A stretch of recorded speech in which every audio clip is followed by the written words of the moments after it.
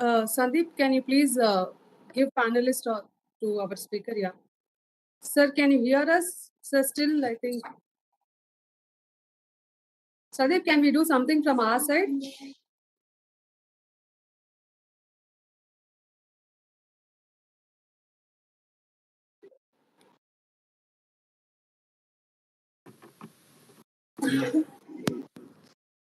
Can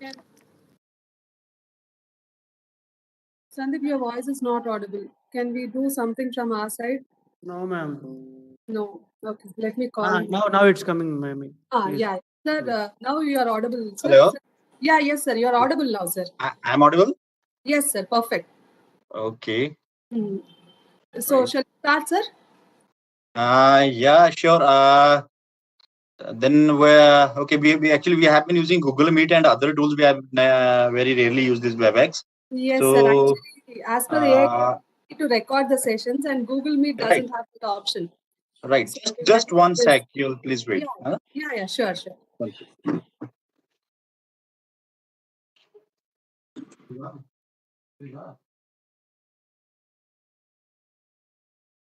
Ma'am, we will start at 7:10. Okay, let's sir get used to this platform. We will start by 7:10. Meanwhile, let the participants also join. That's it. We will start. Yeah. Yeah.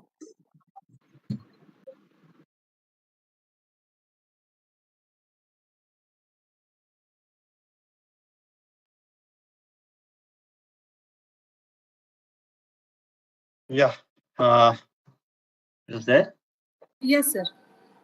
Okay. Is this only the audio there? Do you need any video or not? Is that sufficient? Sir, you can share your screen also, sir. We will give that option to you. It's already provided. Okay. You can share your desktop. So first we will. Right. Formally, we will start and then we will share you the option. Okay. No issue. Okay. Right. Sir, thank you for accepting our invitation within a short time. We are happy to have a lecture from your side. So I request Satya to Srikar to start reading the profile of our guest speaker today. Srikar? Yeah. Good evening, everyone. Hope you're all having a nice evening. So today we have with us Dr. T.P. Sharma. Presently, Dr. T.P. Sharma is an associate professor at Department of Computer Science and Engineering, NIT Hamirpur. He joined the institute in July 1996, now more than 26 years, and since then has undertaken numerous academic and administrative responsibilities. He has done his PhD from IIT Roorkee, UK in the area of wireless sensor networks. He has already supervised 6 PhD students and 5 more are undergoing under him. He has guided more than 60 MTech dissertations and more than 100 BTech projects. He is also a PI and coordinator for various research projects funded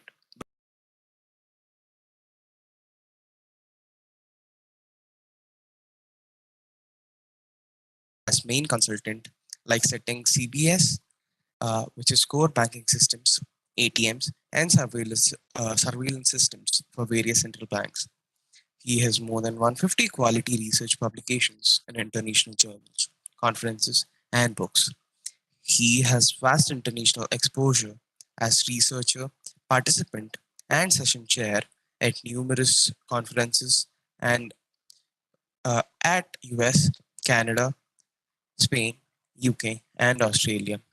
Prior to joining the department, he had a stint of 2 years as Assistant Director of IT at our Directorate of Technical Education, Vocational and Industrial Training, HP. Thereafter, he has served the institute at various levels. He has also worked as Deputy Director of IT at HP, Electricity Regulatory Commission, Shimla, for 1.5 years on deputation. He has undertaken various administrative responsibilities at NIT Hamirpur as follows: Head of CSE Department twice, Head of Computer Center, Associate Dean of Research and Consultancy, Center in charge of IGNOU, Diploma, BCA, MCA programs, Chairman, Senate Undergraduate Committee, Coordinator, Curriculum Restructuring Committee, Nodal Office, National Knowledge Network, Nodal Officer, E-Office Implementation, Public Information Officer at present, Chairperson at Campus-wide IP Infrastructure Development, Chairperson of Digitalization and Library Automation, Deputy Registrar at Accounts and Audit, and many more. Apart from the above institutional responsibilities, he is a member of many national committees like expert panelists for granting affiliations for institute under NIELIT, Government of India. Also, he has been Board of Studies member for various universities and institutions in the country. Further, he is a member of advisory committees for organizing international and national events. Now, I'd like to request our FDP speaker, Dr. TP Sharma, to take over the session. Thank you very much for kind words. But these all are just paper introductions. Above all, we all are here that students. We never consider ourselves as teachers and experts. We all are here students and continuously learning so many things. Especially when we are in computer science and IT field, everybody knows that anything you do to the extent whatever you think is the extreme extent is still a beginning. And the field is so vast, and so we have to be always a student and learn so many things. And today also I learn daily so many things from my students, be it graduate students or master students or PhD students. So anyway, thank you very much for inviting me to this FDP program and delivering my lecture. So I'll be happy to share my experiences apart from whatever we have content on the presentation and slides. This is my experience for the last 26, 7, 8 years. That many times, apart from this, whatever is our personal experience and interaction with the participants over and above these topics, is also sometimes very interesting. Whatever if somebody feels to ask me about our personal experiences, like our PhD topics or other kind of things which could be beneficial to the participants, you all are welcome. Okay, I never consider myself as an expert in the area of agriculture, but still I've tried to say a few things because my area of my PhD is actually a wireless sensor network. So I did it from IIT Roorkee, so Uttarakhand. So and the person who was introducing might have confused with UK. So it is basically Uttarakhand, IIT Roorkee. Then I have been doing and guiding PhD thesis in the areas of basically distributed systems. Okay, so my core area of my research is distributed systems, wherein the various issues related to distributed systems are there. So I'll come slowly, gradually to all those kind of things. But thank you very much. So may I know in the first instance the from the organizers that who are actually the participants basically?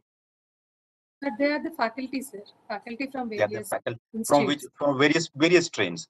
Yeah, various. So Okay. mostly from CSE, but Right. there are other participants from agriculture field also.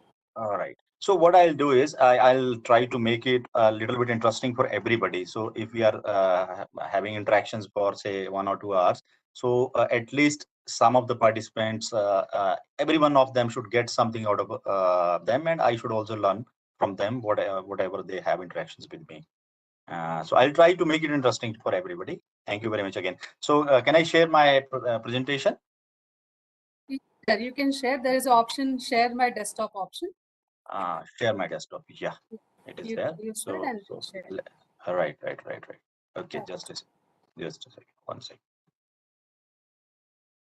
So this is the yeah, it's there. Then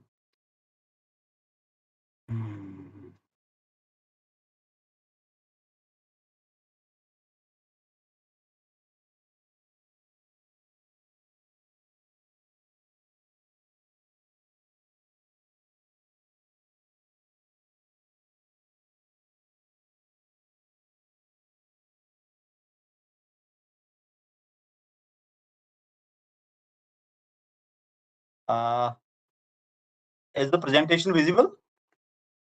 Yes, sir, it is visible. You can go for slideshow option so that it will come as a full screen.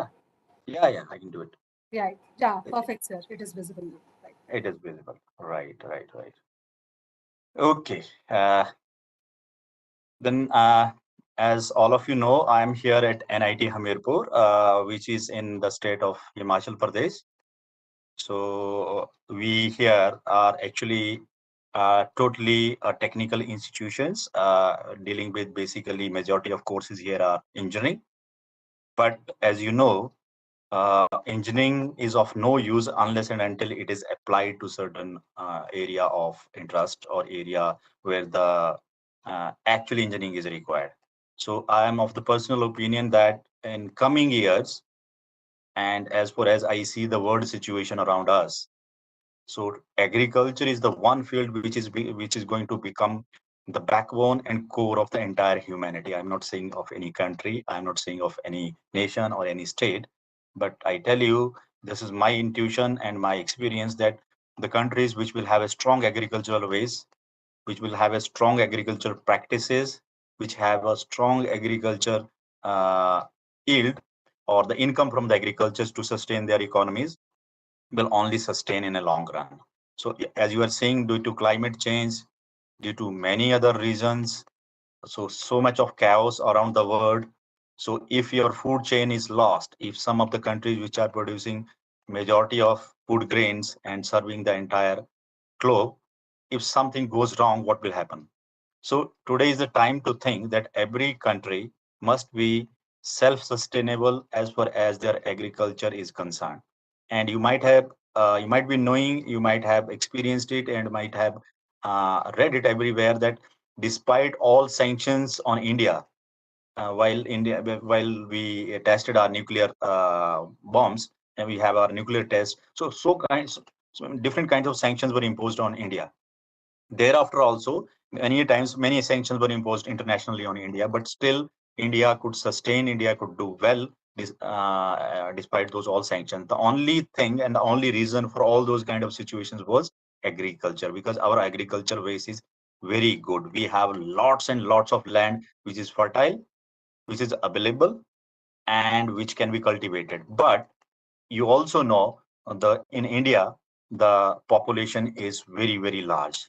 140 crores population is there. So feed that 140 crores, and not only our aim is not only to feed that 140 crores of population, but also to export a lot of uh, food products and yields to other countries so that we can earn and our economy can be stronger. So that all these things, and that is the only reason of late it was not my core area of IoTs or the agriculture applications, but I was working on various wireless sensor network applications, IoT applications for different types of other kind of applications, like in a battlefield, in aerospace, in different kinds of other applications. But of late, I have shifted and changed my entire focus towards this agriculture. I'm trying to guide thesis and PhD, trying to give PhD topics to my students where they can apply different kind of technologies, like the big technology of IoT, wireless sensor network, AI, machine learning,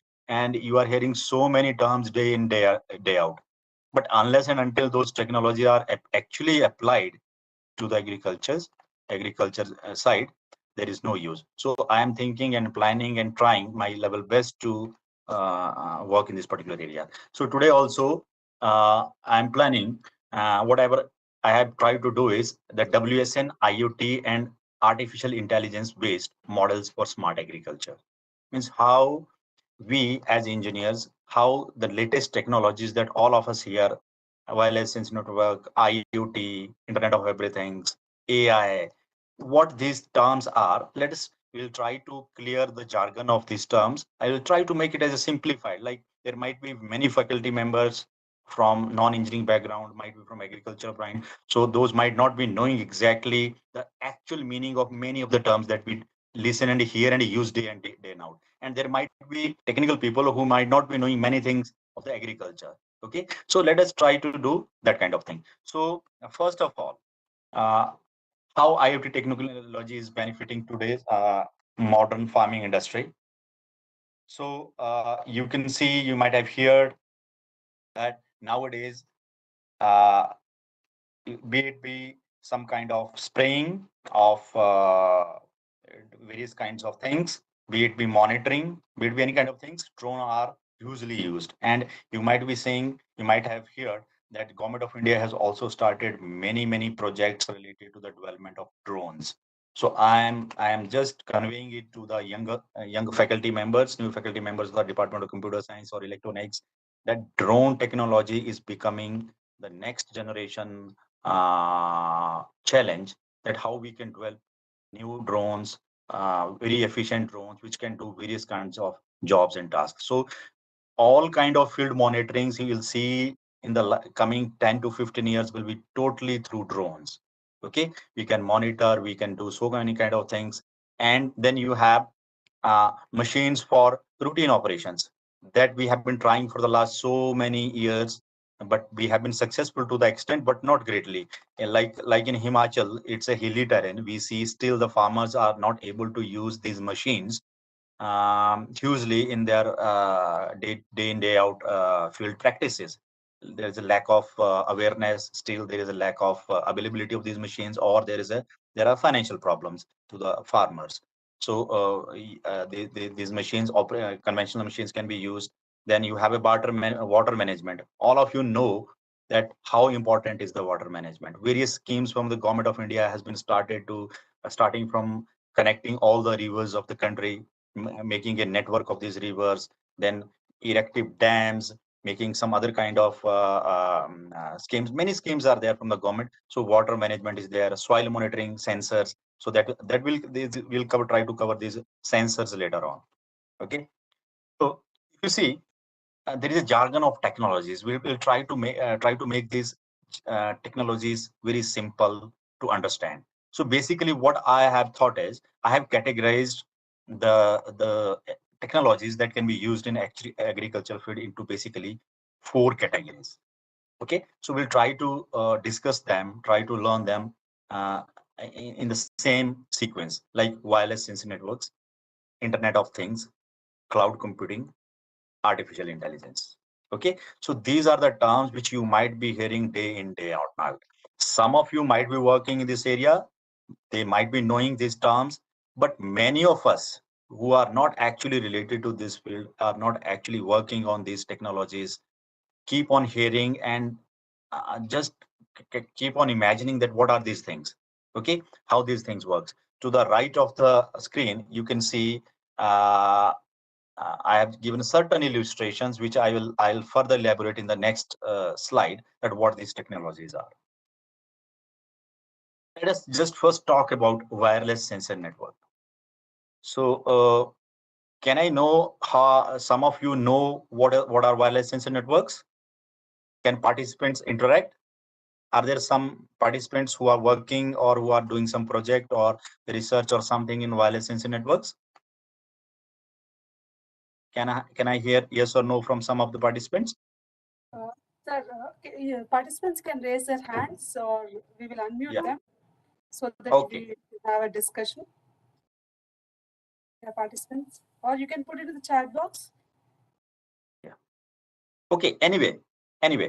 So I expect that because there are many faculty members who might have done their PhDs from in these related areas.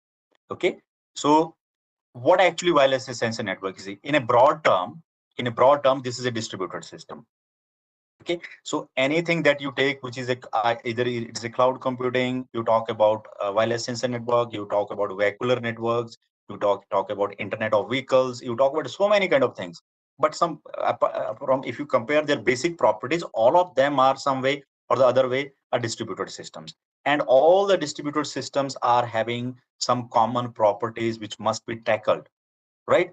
So wireless sensor networks, you can think of, you can imagine.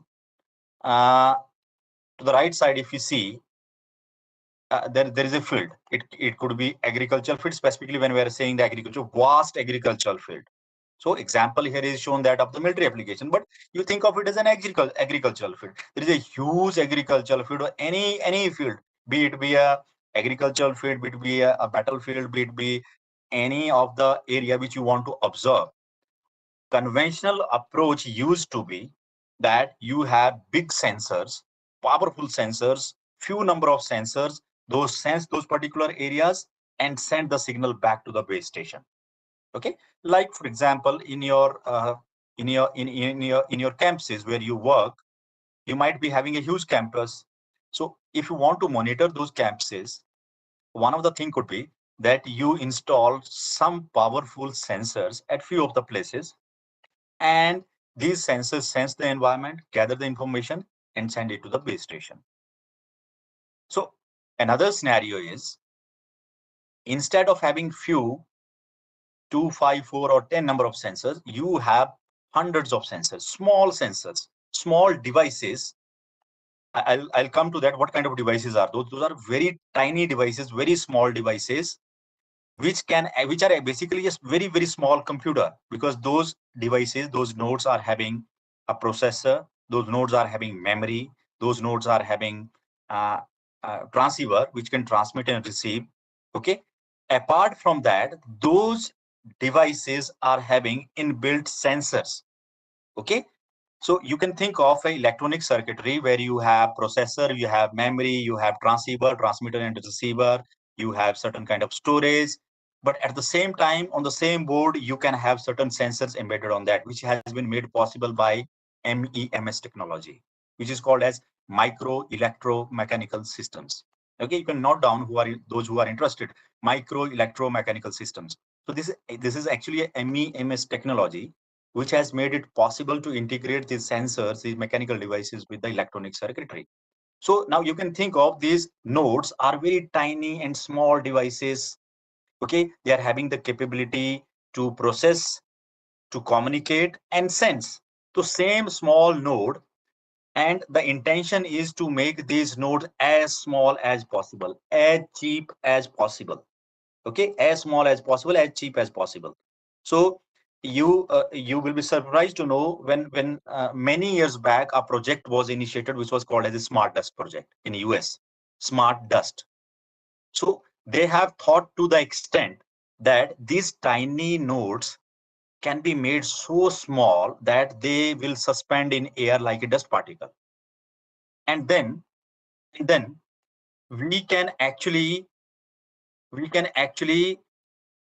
spray, or we can throw those small particles in air and entire observation area wherever you want to create a wireless sensor network. So these tiny small nodes which can be suspended in air are individually very small computer with sensing capability and radio transmitting and receiving capability. So they will detect each other. Okay, they will collaborate, they will form a network, and then collaboratively they will sense the environment collectively, gather information, find a route, and then send it to the base station. So instead of having few, 2, 4, or 5 number of sensors, you can have hundreds of sensors, small tiny sensors. If you have a large area of observations, you can have thousands of sensors, because those sensors will be small, cheap, so you can deploy them. And now advantage is that instead of having few number of sensors, if these sensors go wrong, go faulty, are damaged, so you cannot observe the area, you cannot have any kind of observation. Whereas in case of wireless sensor network, where you have thousands or hundreds of sensor nodes, small tiny sensor nodes, sensing the environment and collectively sending the information, if some of these nodes go down, some of these nodes are damaged, still other nodes are there which can sense, which can collaborate and function, and your network is still functional. So it provides you a very great kind of fault tolerance and reliability and resilience to the network failures. So the technologies which are actually making it possible, or the components of wireless sensor networks are, first thing is the MEMS technology, micro electromechanical systems. They are using sensors which are low power, low cost sensors. Okay, we have sinks.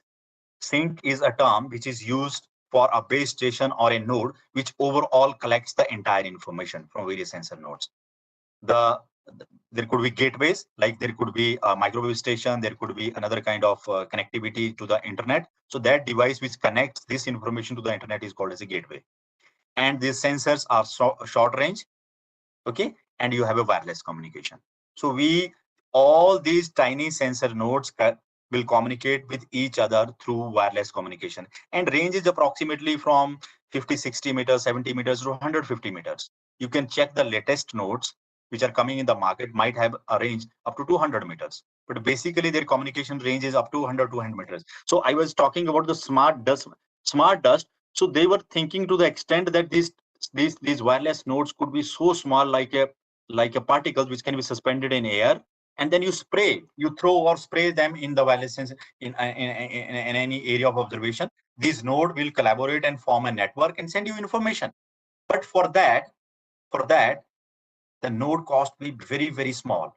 The node size must be very, very small. And you will be surprised to know that till date, we are able to make these nodes as small as your shirt button size, the button size of your shirt. And many of these nodes are having mobilizers. Mobilizer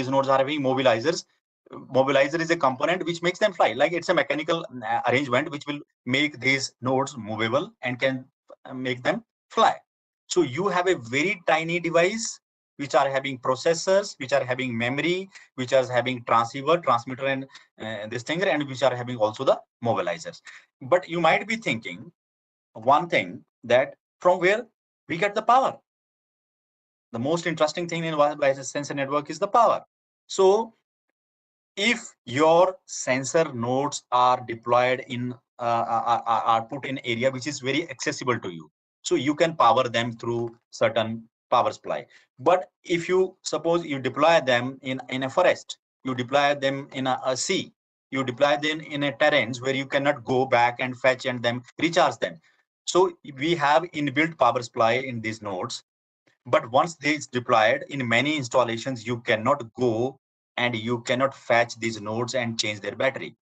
So these wireless sensor network, when I'm explaining, why I'm explaining is because these sensor nodes, these sensor networks will become a part or the tool for observing large agricultural lands for various parameters like humidity, like temperature, like rainfalls, all kind of parameters. So you need not to install big stations, you need not to install big sensors. Rather, you have this tiny sensor node thrown in or deployed in the area of observation. They automatically form network, and then they start sending information to the scene. So you can think any kind of observation that you want from the land. So you can do from sensor networks, right?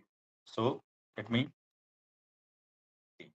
Let us see what are Internet of Things. Okay, if there is a wireless sensor network, so next step in wireless sensor network is Internet of Things. Wireless sensor networks are having all the nodes homogeneous, similar kind of nodes. Basically almost all nodes are similar. They have similar kind of sensors, similar kind of devices. But when we say Internet of Things, all of you might be knowing Internet of Things. So when anything that you see today, anything that you see in your homes, including sensors, including your devices, including your fridge, and including your microwave, including all will be having certain modules which are connected, which will help these devices to get connected with the existing internet. And that internet, all of you can access from anywhere through your laptops, through your mobile phones. So the kind of Internet of Things that will be used for this agricultural monitoring. So majority of the devices will be of sensor type, but these sensor nodes need not be exactly the same as in case of wireless sensor networks. So what I'm trying to say here is Internet of Things is a general term. When we say all the gadgets worldwide in your home, you use appliances, you use tube light, you use microphone, you use fridge, you use some kind of device. All these devices will be having sensors and transceivers. Once they have sensors and transceiver, they will be connected to the existing internet and you can control them remotely. So there are many applications of these kind of devices. When deployed in agriculture monitoring, they will automatically send you lots and lots of information, so which will be useful for you to monitor from a base station, right? So let us try to see Internet of Things from connection to what are various components. So device, connection, and connectivity. That's what I'm saying. So the devices which are IoT devices must have capability to connect. Once they have the capability to connect, so they can be connected to the existing network. So second thing is data sensing and collecting. So as I said, second component is these devices must be having certain sensors. Why we are actually connecting these all devices? Based upon certain parameters, like in a fridge. So if the temperature is this much, or your AC, you are you are going from your office, you want that your AC should be started and the temperature should be maintained up to this particular level, then you can start it from anywhere while you are coming from your offices. So every device which is connected to Internet of Things must be having a sensing unit. Okay, and those sensing units are used for collecting the information. Once they collect information and send it to the base station or to your device, you can control them. You can send the actuation. You can send the actuation from your side. Third thing is data transport and access. Once you have data collection, second thing is to data transport. So you can, through certain interfaces, you can send that data to the base stations. You can send that data to the internet, which comes to your device, and you can control it, right? So once is the data connection capability, connecting capability. Second thing is data sensing capability. Third thing is data transport and access. Okay, once that data can be transported to some base stations, to certain specific centers, to your device, you can analyze this. So various data analytics approaches can be applied, including machine learning, including AI techniques, and including many things you can apply to this collected data. So next is data value defined by action. Once you analyze that data, so what is the value of that particular data? For what purpose that data is to be used? How much useful is that data? How it is to be utilized? That can be defined. Then human value, apps, and experiences. Then this data is fed to your application. You can experience it, you can send it, you can use it, you can use it to send actuation, you can control it. You can do so many things with this. Okay, now you can have a mobile in your phone, you can control everything. You can control this TV, you can control your telephone, you can control your car, you can control your locks. Even the door locks are now many a times they are having capability, these kind of capabilities. So all devices are coming in this fashion. Okay, so if you see the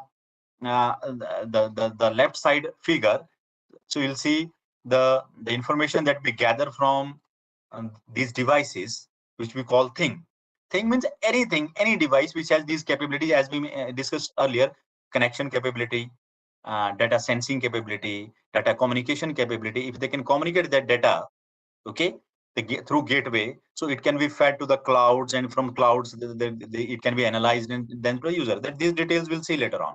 Okay, but once this IoT is defined, next thing is we see how this IoT can be used in agriculture. You will have so many devices, so many sensors. You can have rain sensor, you can have humidity sensor, you can have you can have IP camera, you can have small cameras. For example, if you want to observe the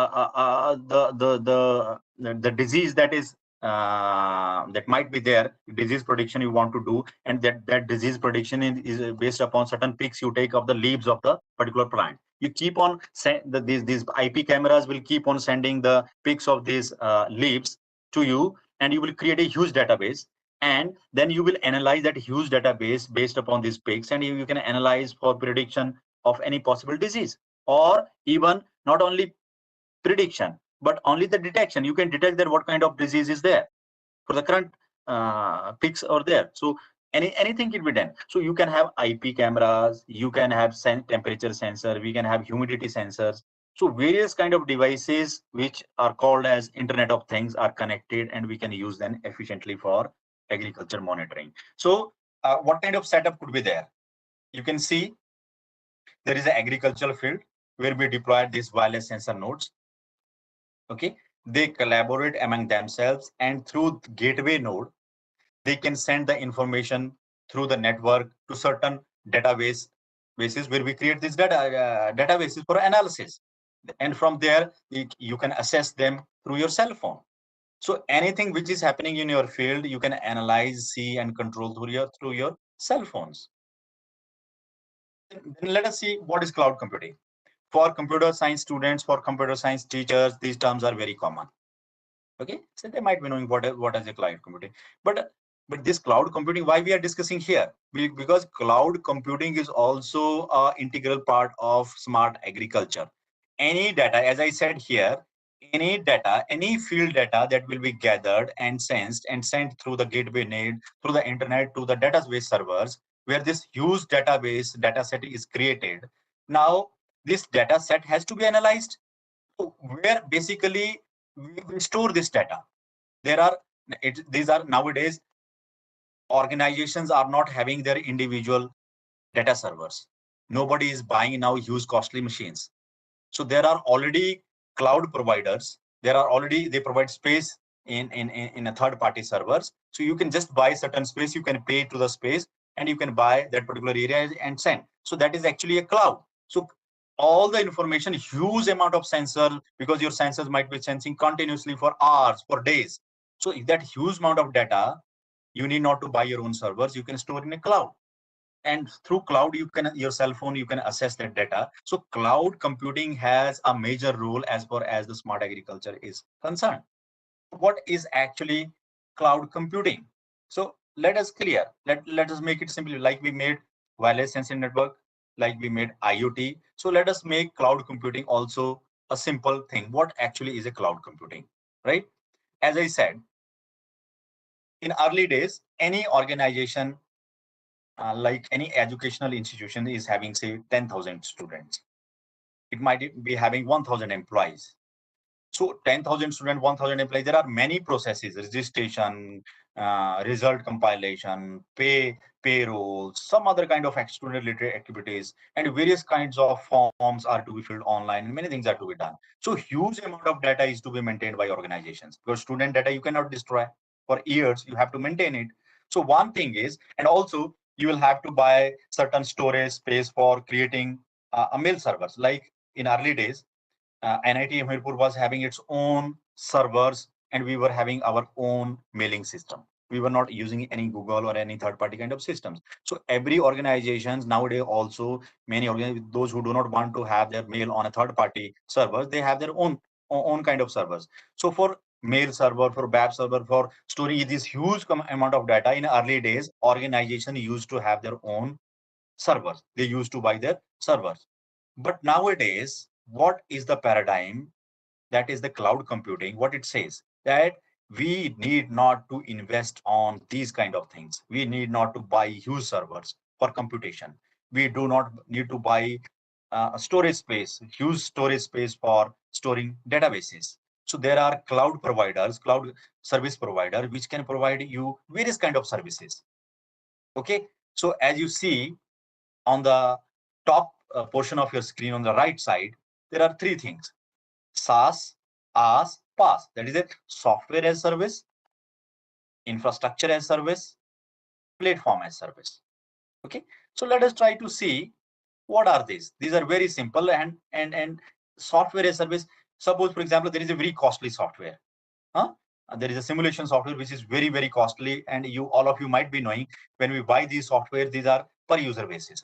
The license that this you purchase are per user basis. As the number of user increases, you will have to pay them per year, per month, or whatever is the agreement there, and these costs are very, very high. Okay, so what this new paradigm says, that we need not to buy a software of our own. We can use it. There are software service providers in the cloud, so we can buy software as a service. We can use it, and we will be charged as per the usage. Whatever we use, we have to pay. We need not to buy. Likewise, the infrastructure as a service. Now, as I said, we need not to buy huge servers, costly server, which cost us in lakhs and crores. You might be knowing there are certain servers. If you want to buy a powerful server, it might be costing you 10 lakh, 20 lakh, 50 lakhs. One single server, even costlier than that, and you have to buy some few number of servers. So why to invest on that kind of infrastructure? And slowly and gradually, also, this all these computers and server and all the electronics items will phase out after some time. Okay, so why to invest on this? you have certain service providers, cloud service providers, which provide you infrastructure as a service. That means you have a computational requirement, you can submit it online to the cloud, you will get the infrastructure instance to you. That infrastructure instance you can use as if you are executing something which is available to you. You have server available to you at your premises, but it will be executed at their end. So you can be provided infrastructure as a service. Likewise, platform as a service. When we say platform, many of us are sometimes not clear what is operating system and what is a platform. So we generally confuse these terms. So operating system is purely a software.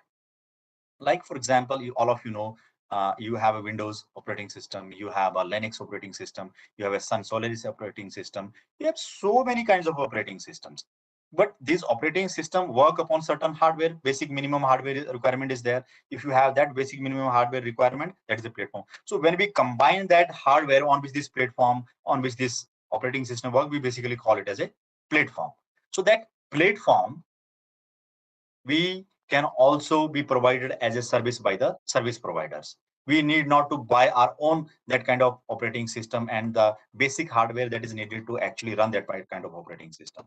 So basically all these three components, software as a service, infrastructure as a service, platform as a service, these three terms we need can be provided by the service. But how actually basically it is implemented in the backend, and what are various components of a software cloud computing? You can see there are servers, virtual desktops, software platform, application platform, storage. So cloud in the back end, if you see at the back end, who is those who are providing you cloud computing services, they will be having at their disposal all the softwares running on their heavy this kind of platforms, servers. They will be having their virtual desktop, which will be the instance of that will be provided to you when you run that as a service. Okay, so I mean to say, now there is a huge paradigm shift whenever we have this cloud computing, that in our organizations, in our companies, we need not to invest on these costly softwares, costly infrastructures, costly platforms. Like for example, now I give an example of agriculture university. Like there is agriculture university in Himachal, also a place called as Solan. It's a district Solan, and it's a very big university, very good agriculture university. So they are also, they have installed certain systems, certain IoT devices, which are monitoring certain parameters in the field, and they have connected those parameters and going to the cloud server. Okay, so otherwise they need to buy their entire system infrastructure, they need to buy their servers, they need to buy their certain software which will analyze them. Instead of that, they are actually sending the entire data to the cloud, and they are paying for that, only for the cloud, for kind of things. So this is a very good paradigm shift where it is possible for many organizations to use these kind of platforms, software, infrastructure, and all kind of these things. Next component is, so what we are actually running, let us me just recall. For smart farming, we need wireless sensor networks, we need IoTs, we need cloud computing, and also then you might have here, once we install all these hardware, all these components in a smart agriculture, and now we are using sensors, Internet of Things, to generate, sends the agricultural, huge electrical agricultural field, send that data to the cloud, right? And then what to do? What next? So as I said, for predicting various kinds of things, for predicting what should be the soil treatment, what is the condition of the soil, what is the condition of the plants, what is the condition, what is the prediction about diseases, what kind of diseases could be there, if for a long period, if the humidity is remaining this, if temperature is maintained this, if you have rainfall up to this particular level, so what kind of diseases, what kind of other kind of things can happen to the crop, what are the possibilities, so how to do it? Various models have been developed, various researchers are working on this, various people are working on this particular area, and they basically are applying artificial intelligence techniques to do these kind of analysis and prediction. But when I say artificial intelligence, for computer people, computer students and teachers, these terms might be little bit known, but many times we know these things, but exactly we are not aware what actually is artificial intelligence, right? So there are various facets, various different forms of artificial intelligence, or you can say various components or various forms of artificial intelligence. Before I go to various forms of artificial intelligence, let me make it very simple to those people, those who think might have heard the terms of artificial intelligence, but do not know exactly what is the meaning. Okay, so I take example. So you have, for example, a very fast supercomputer based a machine or a robot, and you have a 2-3 years baby. You put them on a particular desktop or on a table. Okay, you make them sit on a table and make them move. Okay, so your robot, which is based upon a very powerful processor, okay, it might be a supercomputer or something, a very powerful computer. So if you make that particular robot and 3 years baby to move from on a table, they will go to the edge and fall. Both of them will fall. You pick them again, put them again on the table, and let them move. Again, they will fall. So you put that robot n number of time on the table, it will keep on doing the same thing and will fall, right?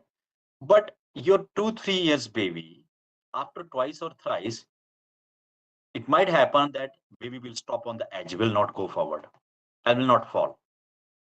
The simplest example I am giving you, what is the reason for that? Can we understand? Your computer, your robot, which is supercomputer based, can crunch millions and trillions of instructions per second. Okay, it can crunch millions and trillions of instructions per second, right? But your baby, 2-3 years baby, cannot simply talk. It does not know counting. It does not know anything. But still, after twice or thrice, it will not fall. It will not go beyond the edge. So who is actually intelligent? Definitely the baby, not the supercomputer. But your supercomputer is so fast, so powerful. It can crunch trillions of instructions. So there is a huge difference between being a smart or intelligent or being very fast and efficient. The reason is the baby has a certain kind of mechanism. Human beings have certain kind of mechanism whereby we take our past experiences into our database. We store those past experiences into our database, and whenever we take future decisions, we use those past histories. We use those past experiences. So this is a kind of intelligence that we have. Now, another example is you have a ball in your hand and you want to throw it to your friend, who is standing might be 10 meters away from you. So you throw a ball exactly to that person, and it reaches there, and he or she catches it comfortably. But how did you actually compute that? How much power was required? How much force was required? And your brain computed that, and you said that. Okay, but in your computer, unless and until you program it that you put this much of power, you put a formula over there. So through formula it can do, but then something else happens. Instead of sending it to that direction, something else has to be done, and you have to take a decision. Your computer will keep on doing the same kind of thing based upon the formula you put in that, but it cannot generate new information. It cannot take a new decision. Okay, so basically artificial intelligence is that branch where we are trying the computers to behave in a manner in which like human beings do. So like another example, I give you another example. You write a story. Okay, you write a story. Dasrath had this much number of sons, Rama, Lakshman. Huh?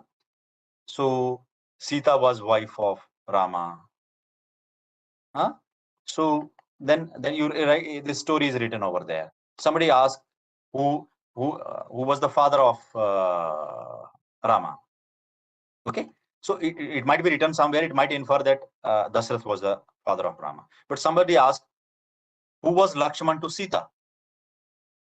Okay, so it is not written anywhere that the Lakshman was brother-in-law. Okay, this sentence was not written anywhere. So your computer cannot infer. If you ask to a person, if you tell the same story to any person, then you ask the same thing. What was Rama to Lakshman? What was Sita to Lakshman? So they can, because they know if somebody is a wife of somebody and whose husband's father, what is she to you? What was she to him?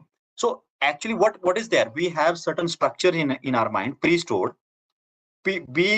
We combine and we manipulate the new information and compare that information with those structure which are there inbuilt in our mind, and then we produce new kind of knowledge, okay, which is not normally possible in case of computer unless and until we program them.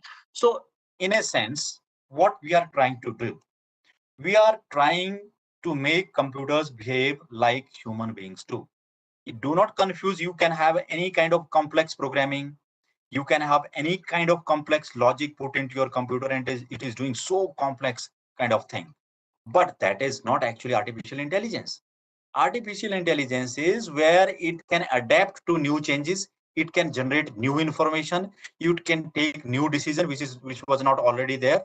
Okay, so based upon this, there are various fields of artificial intelligences, like natural language processing, as I was giving you an example, like translation, automatic translation. Something is there written in Hindi, how to convert it into automatically into English. So that is the one facet of your AI. Neural networks, speech recognitions, robotics, vision, expert system, cognitive computing, machine learning.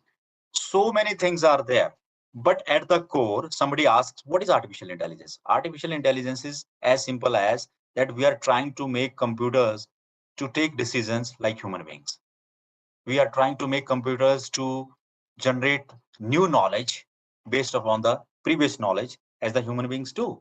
So that is actually artificial intelligence.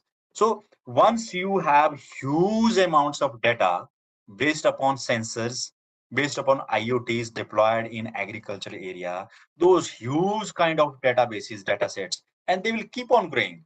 In this world, in today's modern world, at this moment, many wireless sensor network IoTs are already deployed, and they are continuously generating data over the years. And those data has reached to the extent of terabytes and I do not know what are the limits of those kinds of. When you have those kinds of huge data sets, those huge data set has to be analyzed. As you have huge data sets, how to infer new information, how to do analysis, how to do that, you have various machine learning, you have deep learning, you have predictive analysis. So many things are there. Big data analysis is there. So many new techniques, new methods with new names are coming. But the intention of all these things is actually to manipulate those databases and to generate new information.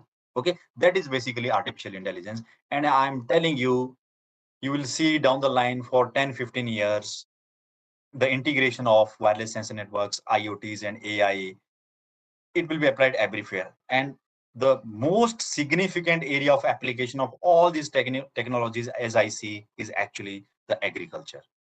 Okay, those who want to do some kind of research, the MTech students or those who are actually pursuing their PhDs or those who intend to do PhD, please go on the internet, go on the web, try to search things, try to search topics. You will find countless topics on applying these technologies for agricultural area, for agricultural disease prediction, soil testing, so many kind of things. Okay. So how these technologies will benefit actually, if you have all these technologies, how these technologies will benefit? Improvement in livelihood by increasing the income due to enhanced productivity. This technology can be applied in your productivity enhanced. Automatic monitoring of various parameters responsible for disease and timely intimation of same so as to take corrective measure in time. This is very important. That's what I was talking about. If it is automatically monitored and for various parameters, and then based upon the prediction models, analysis which are done, corrective measures can be taken in time. And it is not a theoretical thing I'm telling you. These things are basically used in Israel, in Europe, many European countries. These prediction, these analysis are already used, and they have seen many-fold increase in their agricultural yield. Lowering human efforts by deploying IoT and sensor technology. You can think of, if you have a vast agricultural land, manually going, monitoring so many things, time and again, observing and finding samples, taking samples, it is very, very cumbersome and tiring, and it's a faulty. But if you deploy IoT and sensor-based technologies, they will automatically keep on doing the things and sending data to the base stations where they can be actually analyzed. Creating a mindset among masses to accept and adapt latest technologies and enabling them to understand the benefits of such technologies. So another benefit is that unless and until you actually, if you are a technocrat, you can actually do certain small projects. You can do small things.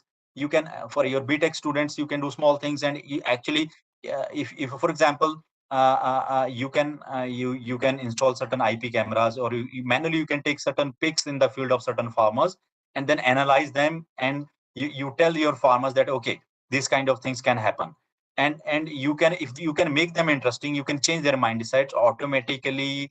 They will try to adopt this kind of technology. Unless and until we as a technocrat, we do not go to the field, we do not try to take these technologies to the fields and demonstrate to these farmers the benefit of these technologies, this is not going to help. So we have to change the mindset, and definitely deployment of some of the projects will trigger many other projects.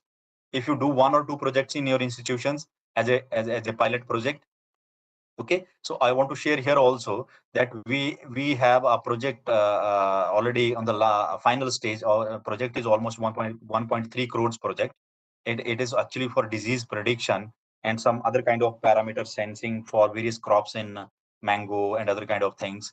So we will be doing the same kind of things. We will be deploying these IoT technology, wireless sensor technologies. Then we will be trying to gather we will be creating the huge databases and from many places, and then we will be actually applying various these machine learning, deep learning techniques, and then we will be integrating this entire system with the using the cloud services to the end device, and we will be providing and all the analysis on the mobile phone to the farmers.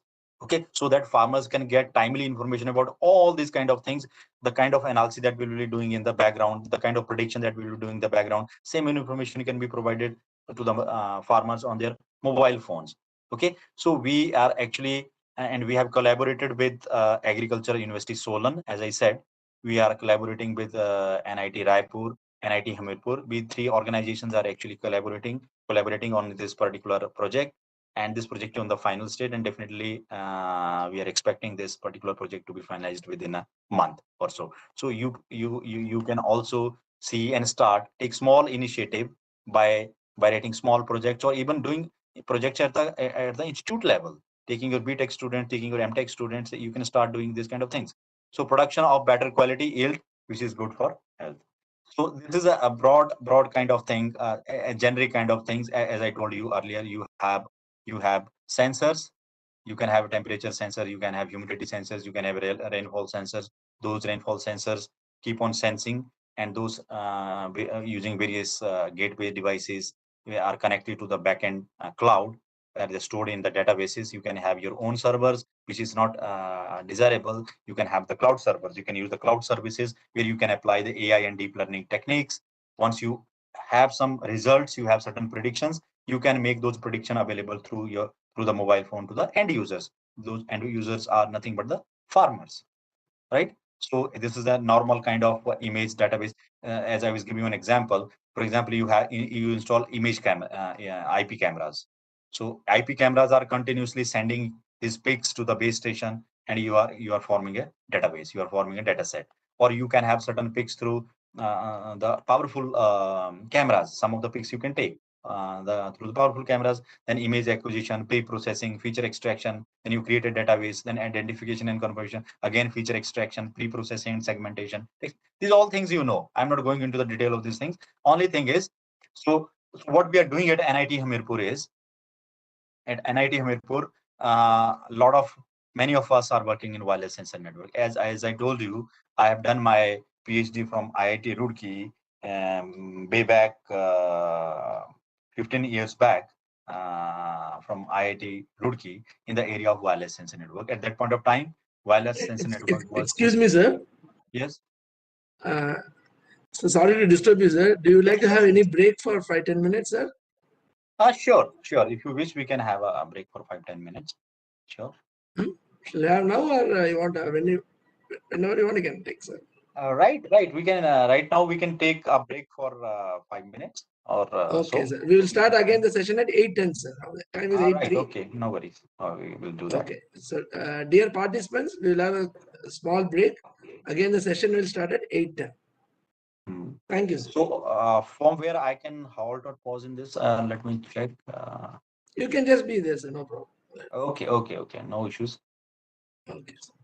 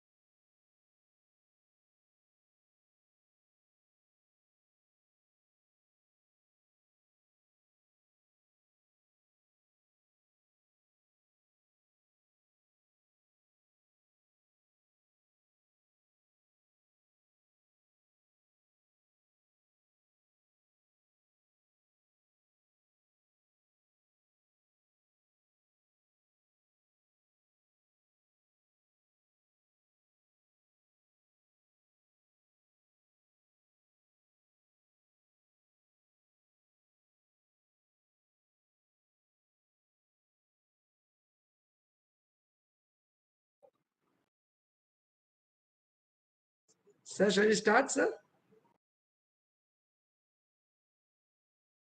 Hello. Shall I text sir?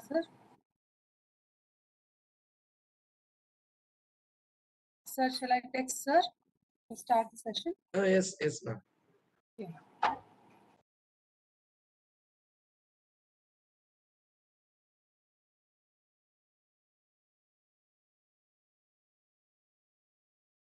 Hello. Yes, sir. We will Hello. start. Sir. So I'm back. Can we start? Yes, sir. Okay. So welcome back to this particular session, and I think what I'll do in this session is earlier things were little theoretical. I'll take one of the problem, the practical problem, or one of the deployment, wireless sensor network deployment, and that will be interesting for you people, specifically the computer science people. And we will try to see when we say WSN, what is the challenge there? What is the problem there? Okay, so we'll try to take one of the example deployment, and we'll try to see that. Before that, what is happening in Hamirpur, what we are doing here at NIT Hamirpur. So you are free to interact with me later on also if somebody is interested in some way. So we are having here in the Department of Computer Science and Engineering almost I suppose up to 50-60 research scholar, PhD scholars. We have 2 MTech programs here in CSC and artificial intelligence. Apart from that, a related research is also done in Department of Electronics. Okay, so we have a strong base here for working in IoTs, WSNs, and these kind of technologies. So my students have worked, done their PhDs. Three students or 4 students have done on various issues in wireless sensor network. 1 or 2 have done in Internet of Vehicles, and now people are doing in Internet of Things and application too, specifically IoTs with applications to agricultural field. Okay, so also people are working here in cloud computing, WAN nets, and then IoV, Internet of Vehicles, machine learning, deep learning. These are some of the areas where our Department of Computer Science and Engineering actually working. So personally, if you see what I have done here in my area of research is efficient data dissemination in IoTs, WSNs by performing data correction, data fusion, and data filtering, improving security in wireless data transmission, estimating and setting optimal sampling frequency for sensors deployed unmanned, creating adaptive sampling frequency models, caching and replications of data for efficient retrieval, improving fault tolerance of autonomous operations of IoTs and WSNs, creating disease prediction and detection models using machine and deep learning models. This is a new area where I am actually moving. Otherwise, if you see all the previous models are actually distributed systems. As I said, you take anything, WSN, IoT, IUV, majority, all of them are basically distributed systems. So they have specific problems of synchronization, global state recording, faults, auto reconfigurations, and so many things are there. So you people can also work. So benefiting the benefits. Sorry to interrupt, sir. Can you go for a slideshow? I think you missed. Yeah. I was doing the same thing. I just forgot. Yeah. Okay. Yeah, it's that. No, it's better now. Right. So the benefits of smart farming, all of you know that smart farming where everything is how much spray is required, how much watering is required, whether watering at this particular period is required, for how much period you want to keep your soil moist, how much time it keeps it dry. Means everything when it is done through IoT based sampling. So you can do it very precise, and you can do it very timely. So tons of data collected by smart agriculture sensors, better control over the internal processes, and as a result, lower production risks. And you can rear the production risk, you can increase the production and lower the risks. Cost management and waste reduction, thanks to the increased control over the production. So you can have a cost management, increase business efficiency through process automation, enhanced product quality and volumes. So IoT use cases in agriculture, if you say in case of agriculture, so monitoring of climate conditions, various devices can be deployed for this climate conditions. You can have greenhouse automations, okay? Smart greenhouse automations can be done. Various devices and solutions are nowadays available in the market. You can buy those devices, those IoT things or those sensors, and you can use in your greenhouse. So they automatically based upon when in early greenhouse installations, many of you might be knowing that the parameters were manually controlled. But here nowadays these smart greenhouses are coming where entire is automated. Entire thing is automated based upon the other conditions, temperature, everything. So everything is actually automatically maintained. Crop management, when to use crop, in what pattern, because you might be knowing that when you have a soil, you have how many crops you can take, at what period you can take. So what should be the order to increase the productivity? What kind of crop? You cannot use same kind of crop again and again in the same oil. So many of these crops have to be rotated. So how to do it? This entire crop management can be done if you have that data available with you, those analytics available with you. Cattle monitoring and management. Even you can see here, the cow is having a device on her neck. So cattle management, those who are having actually large number of cattle, those farmers who are having large number of cattle, their total management, their many things can be monitored, like precision farming, as I'm saying. So whenever we talk about precision farming, the name of Israel, countries like Japan comes automatically into mind. So what do we mean by precision farming? The faculty members, my friends, those who are from agriculture background, they might be doing learning, reading these kind of things day and night. But for computer science people, I'm telling that precision farming is when you are actually targeting each and every component of farming very, very precisely, and you are targeting within a list, within a minimum area, you are expecting the maximum yield. So you are doing through precision. Even the watering, you can see that there is a complete network for watering, for spraying antifungal, this kind of other kind of sprays. You have so many things, so that can be done precisely, and it is not done as we do randomly, throw something into the field or do something. It is done so that this can be only done if you have those precise machines and if you have those precise data available with you, both the things. Okay, so that results into your precision farming. Yeah, drones, as I explained earlier also, you might have heard at the national level, the drone technology is a challenge, and it is a future of all kind of applications you see. And as for the agriculture is concerned, yeah, drones are having significant importance there in agriculture area, right? So if you see the predictive analysis for smart farming. So as I'm saying that we have to analyze data, we have to do data. So what are various facets and components of predictive analysis? So you can apply machine learning, operation research, computer vision, natural language processing, applied statistics, signal processing, image processing, meta heuristics. So many things are there which you can actually apply, which are the facets of your smart farming. End-to-end farm management systems. Okay. So you can have. Now, what I do is, till now things have been a bit theoretical. So what I do is, when we say WSN or IoTs, let us see what is the technical challenge. I am coming here to the technical challenge. Suppose you have a large sensor field where you want to deploy or thousands of sensor nodes.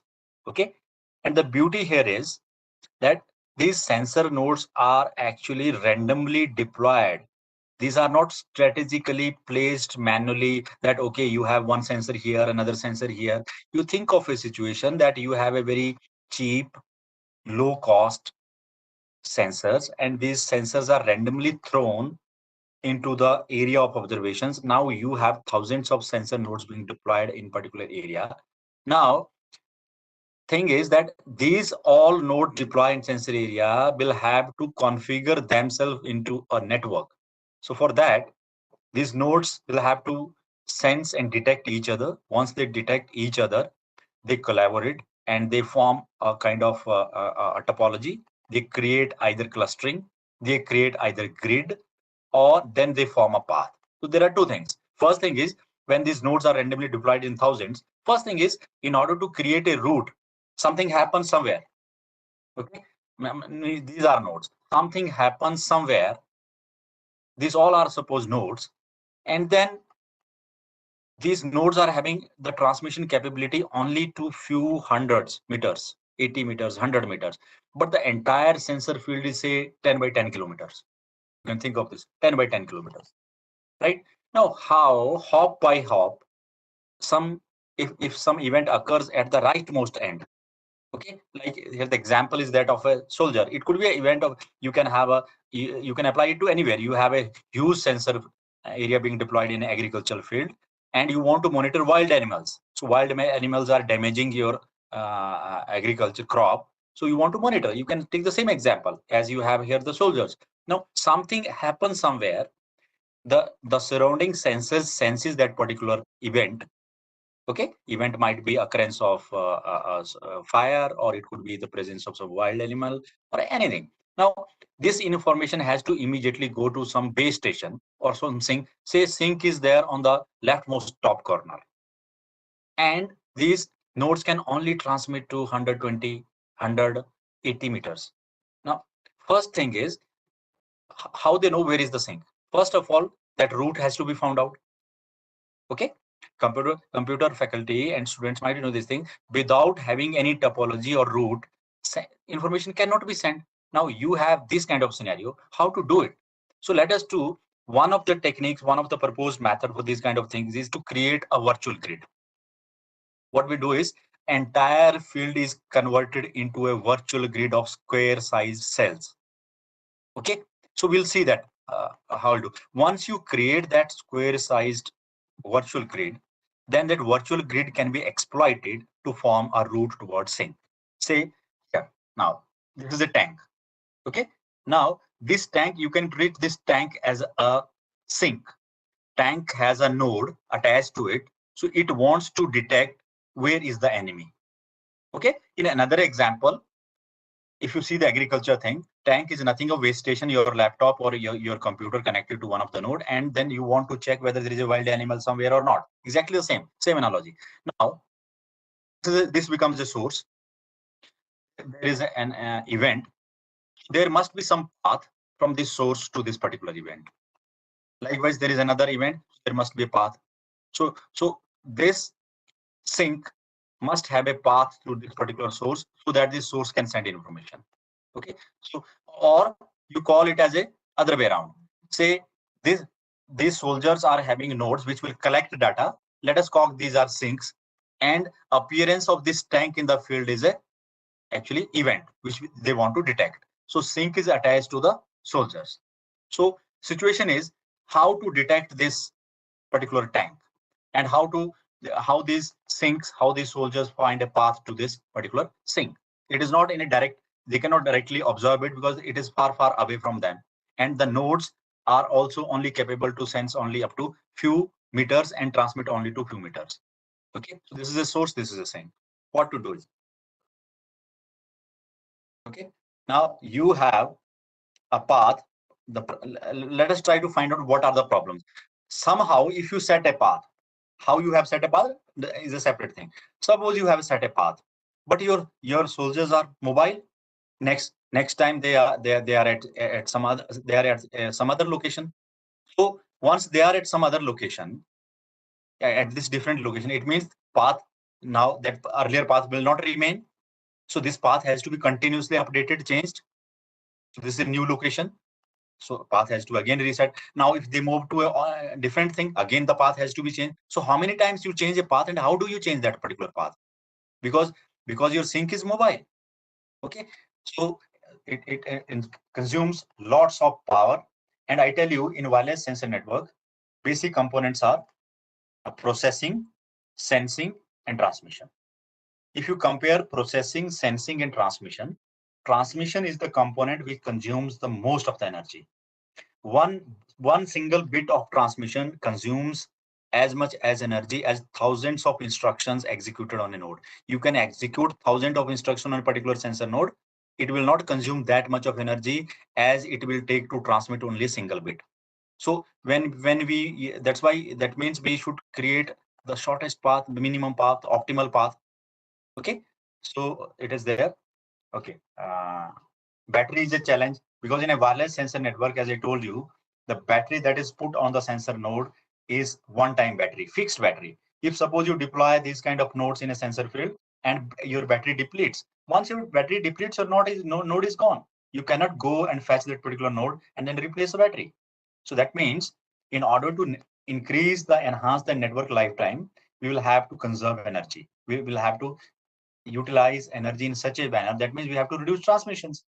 Okay, so okay, I'll directly come here. So let us see. This is a source. As I told you, source appears. What will happen? Source is like a tank.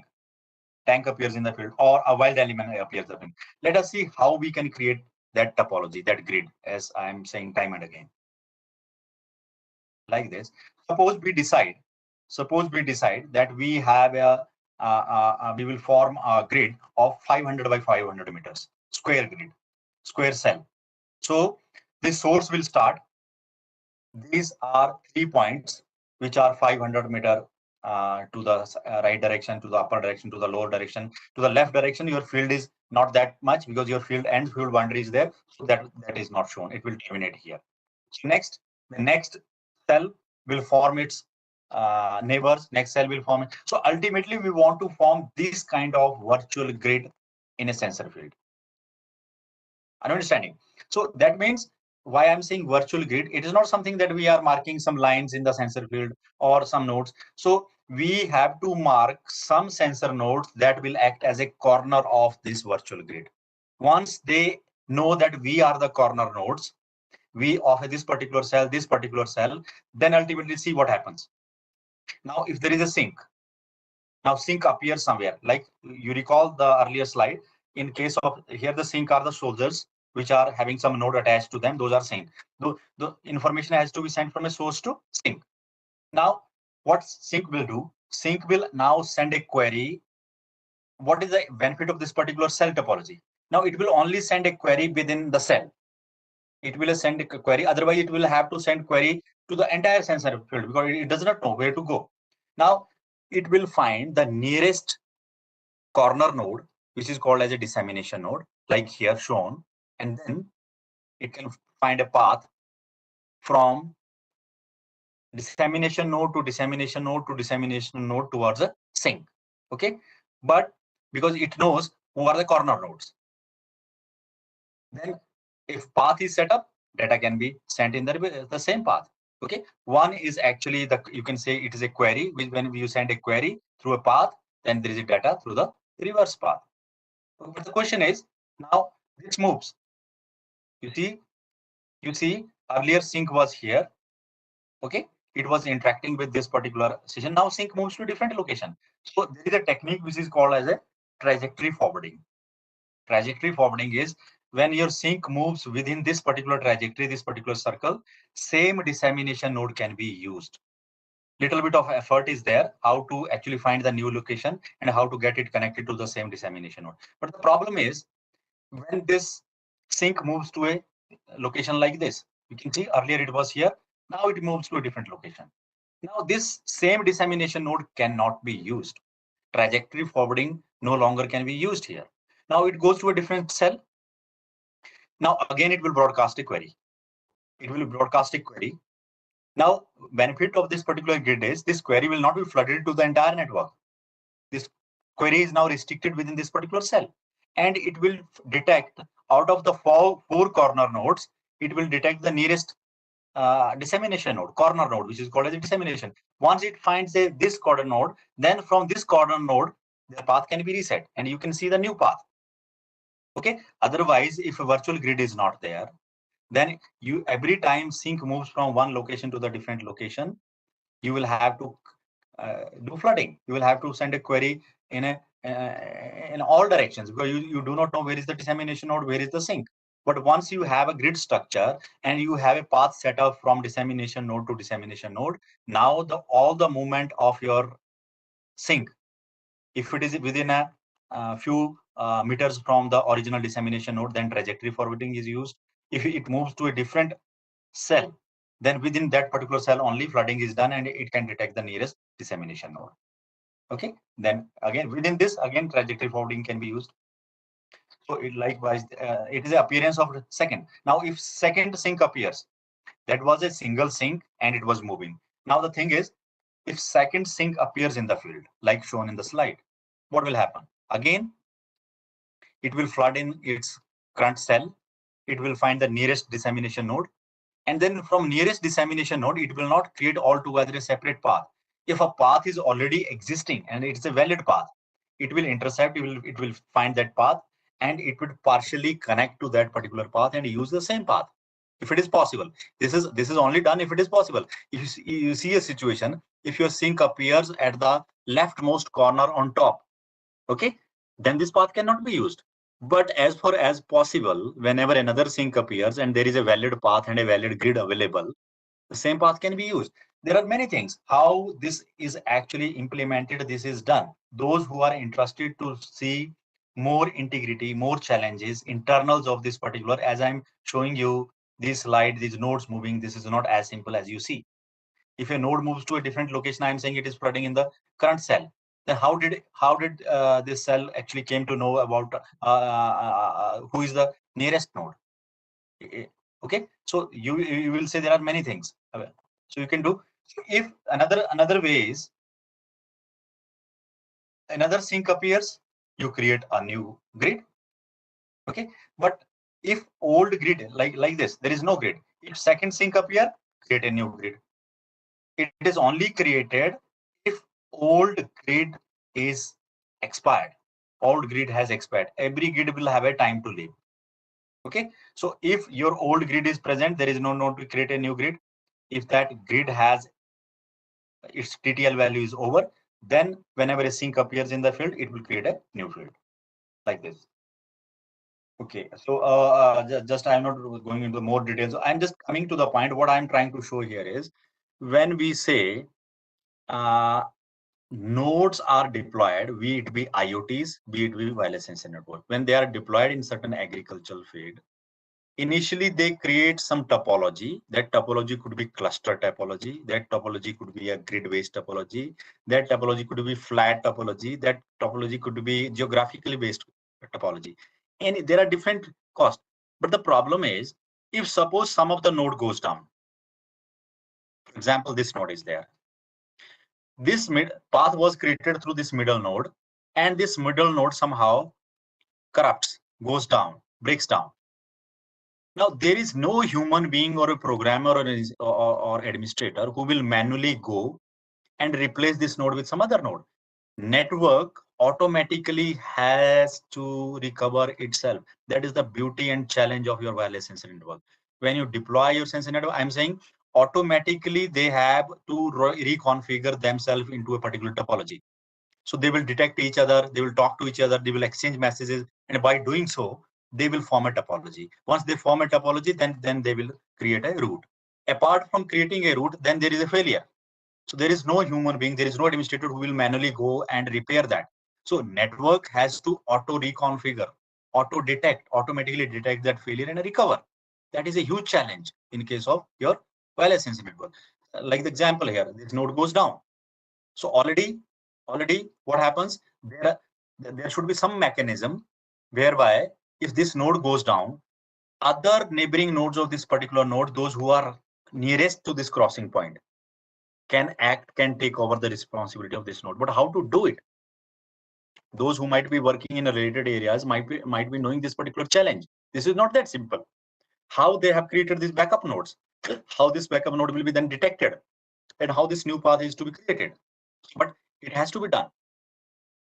Okay, so this is how the node failure, how this happens.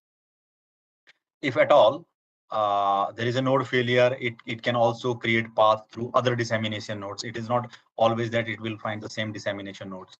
Okay, there's so many things, so many strategies. My only intention was to sensitize you. Earlier, I was talking in general about IoTs, cloud computing, artificial intelligence, which are the technologies which will be used for smart agriculture. But in this example, I'm trying to show even the smallest problem that we deploy these devices, these technologies we are using, and we deploy these devices randomly, we throw them and we deploy them in a large area sense network. But then how do they reconfigure? How do they form network? How do they form a topology? How they form a routing path? If something goes down, who will recover? Okay, there is no manual intervention. So they have to do automatically all kind of recovery. So in summary, I wanted to share this with you people, that whatever I have explained is just a fraction to fraction of whatever is there available in the technologies, whatever is available there in the smart farming, whatever technology that can be used. But just I wanted to share these things that you can start. You can also take projects. You can also, you will agree with me, instead of taking projects and for MTech dissertation or for say BTech projects, some kind of problems which are hypothetical, network related or something that, why don't we take these small kind of projects where you can buy some of the sensor nodes. Not, you cannot buy huge sensor networks. You can do simulations. Then you can apply these kind of projects to say, you deploy certain sensor nodes, you try to connect them, you try to fetch data to the base station, then you create some kind of app that is an Android based app, so that you can connect that app, you can connect that to the data server where you analyze that particular data and then try to send that message to some of the user. Initially it will be a prototype, and later on you can deploy these nodes, actual nodes in some of the fields, like might be any crop or might be any fruit crop or anything. Then you can slowly build and gradually mature your project, and then you can have a real implementation. Okay, so that will be interesting. That is my opinion. Okay, so thank you very much. I suppose we have talked enough, and talking online sometimes is unidirectional. So thank you very much for the patient hearing. And now, any questions that if you want to ask me, I am free to take your questions. Thank you, sir. Participants, if you have any questions, you can raise your hands or put it in the chat box. If you have any questions.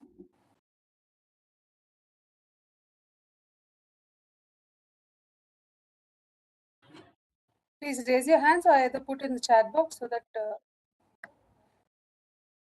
speaker will answer your questions.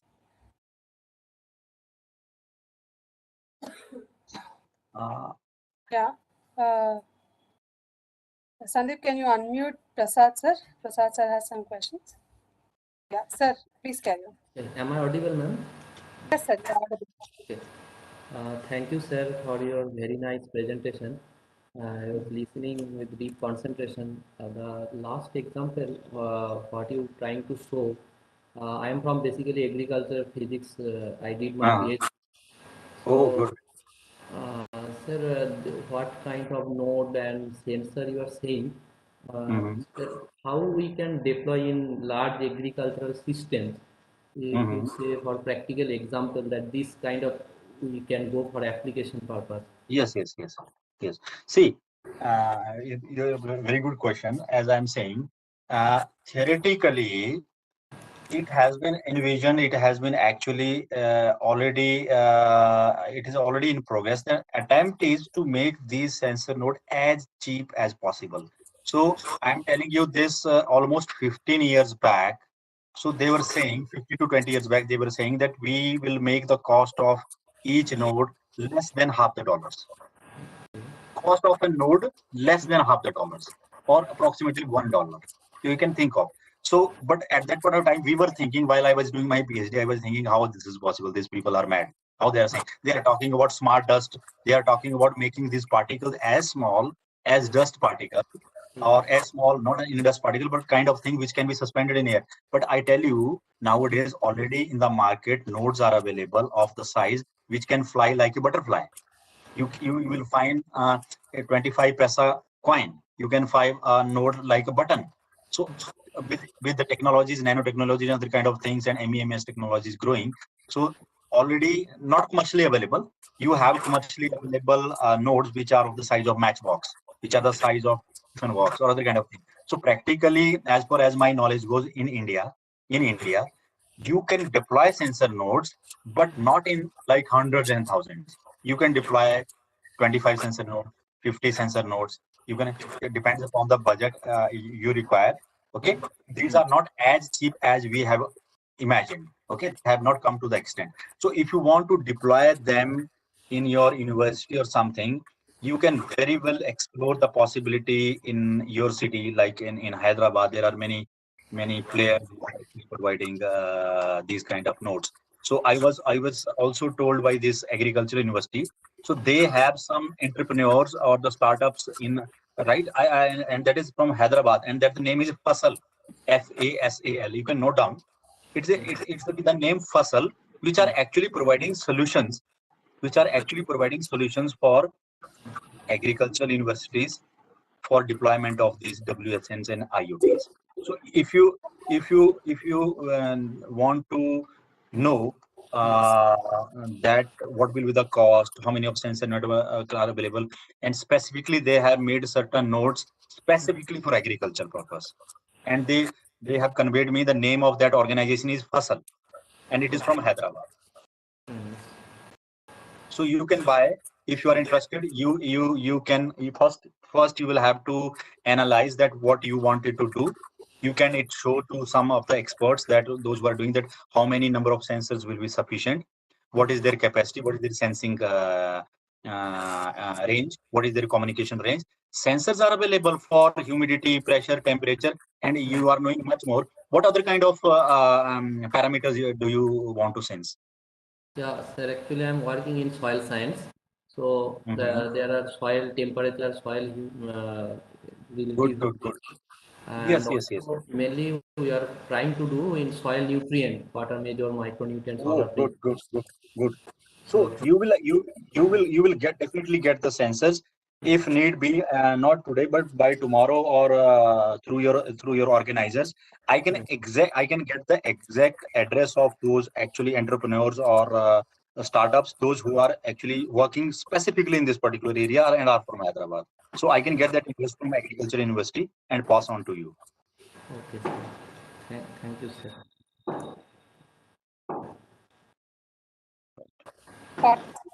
Participants, any further questions? Kindly raise your hands or put it in Ma'am, the one chat. question is in there in chat box, ma'am.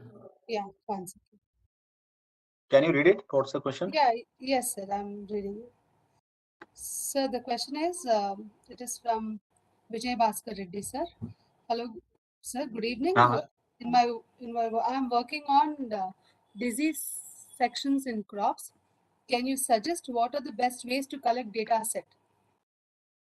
Best way through collect. Collect data sets. Okay.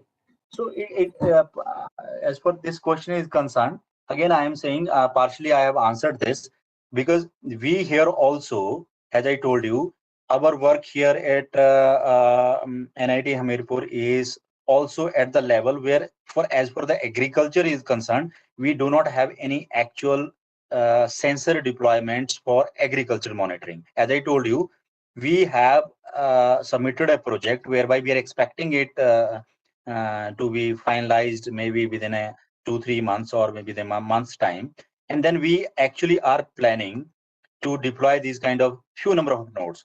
But how many data sets, what will be the best method to collect data set? So to be very frank, I am not the right person for that, because unless and until you have actual implementations and you have already yourself created that data set, only then one should say that okay, you do the same kind of thing. Frankly speaking, at our end, we do not have any practical implementation or practical installation at this point of time. But the buzzword is the thumb rule is as many samples as you can collect. And initially, if you do not have a large data set, you can download, you can buy, or you can get at free. If some of the organizations, I do not know in agricultural, particularly in agricultural area, I do not yet know the organization, but I have been told that there are certain organizations which already have certain data sets created over the years, and they provide it. And then slowly and steadily, you can set up your own setup, and with the passage of the time, when you deploy these kind of networks over there, you will definitely create your own data set, and then based upon the data set, you can change the interval, you can change the sampling frequency. As I understood from your question, that what is the best way? The best way you might be referring what kind of sensors and what should be the periodicity and sampling rate of those sensors.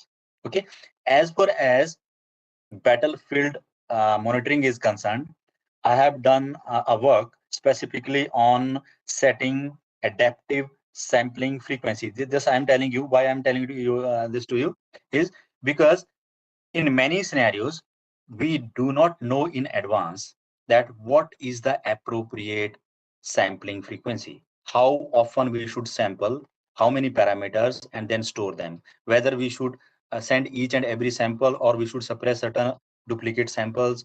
Sometimes what happens? Sometimes we set a sampling frequency. Say, for example, I'm saying, example is say 20 seconds. After every 20 seconds, IoT is programmed or your sensor network is programmed to send samples. It might happen that the entire area of observation is static and it is not changing for say 200 seconds, 300 seconds, 500 seconds. So that means we are wasting the sensor energy, the node energy by sensing it, sampling it 20 seconds. So we should increase the interval, reduce the frequency and increase the interval, make it 40, make it 60 seconds. Other way around, it might happen, we set a sampling frequency of 60 seconds and it might happen that in between the phenomena changes 2 times, 3 times, the event changes twice or thrice, but we will not capture it. So what I mean to say is, I have done a work which was related to adapting sampling frequency according to the phenomena. That means dynamic sampling frequency. But that work was related to the battlefield, army battlefield. So specifically for agricultural field, again, I'm telling you the best way will be through your experiences when you set and keep on analyzing and doing the things and analyzing the things. And next best thing is already some people have created data sets and used it. So you can get that information from those particular people. And there are people who have already done in this particular area. Thank you, sir. Any further questions from the participants? Kindly raise your hand or either put it in the chat box.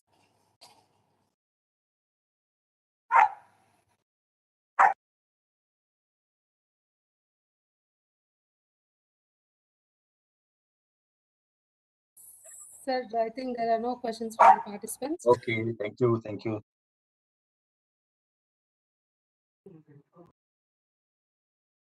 Okay, then shall we conclude, madam? Ma'am, Sir, yes, sir. Shall we? please go for the presentation. Yeah. Sir, please accept token of appreciation from our side. The Oh, sure, memento sure. and the certificate. And thank you so much. Within a short period of time, you have accepted our invitation and you are here. And I request Ramasubramanian sir to give a vote of thanks and end this session. Good evening, sir. Good evening, all participants. Good evening, sir. Good evening. On behalf of KL University, Hyderabad, we are very much grateful and thankful to Dr. T.P. Sharma, sir, Associate Professor, Department of Computer Science and Engineering, NIT, Hamirpur, Himachal Pradesh, and a wonderful and a very useful presentation and a excellent lecture by sir. Thank you very much, sir. Thank you, sir. Thank you. And whenever you come to Hyderabad, please visit our campus, sir. Sure, sure. Thank you, thank you. And I also invite you people to sometime whenever you visit to here, you want to visit to hill areas, come to Kulu, Manali, Shimla, Dharamsala, and also the NIT Hamirpur itself is a very nice place. Yes, And sir. apart from that, if you want any kind of academic interactions, so I am always available as per as my best abilities. As I told you, because I was just informed yesterday evening. So and today Yes. I had lots of meetings and other kind of things. So anyhow, I tried my best to make it useful for some of Sir, them. it was an excellent presentation. I think it will be very much useful for all the participants, sir, because you started from the basics. Yes. Excellent, sir. So your university is actually running all engineering programs or other science programs also. Actually, sir, our KL University, our head office is in Vijayawada, and in Hyderabad we have 3 branches. computer science and engineering, artificial intelligence, and electronics and communication engineering. Oh, good, good. In Great. Vijayawada, we have all branches. Okay, good, good, good, good. Good, very good. So you are running graduate and postgraduate programs and PhD programs, all? At present, in Hyderabad campus, we are running engineering, there is a BTech and BCA course, sir. Oh, good, good. And we have a business school separately in Hyderabad. Okay, okay, okay. Okay, please feel free if I could be of any help for any other academic activity. Sure, sir.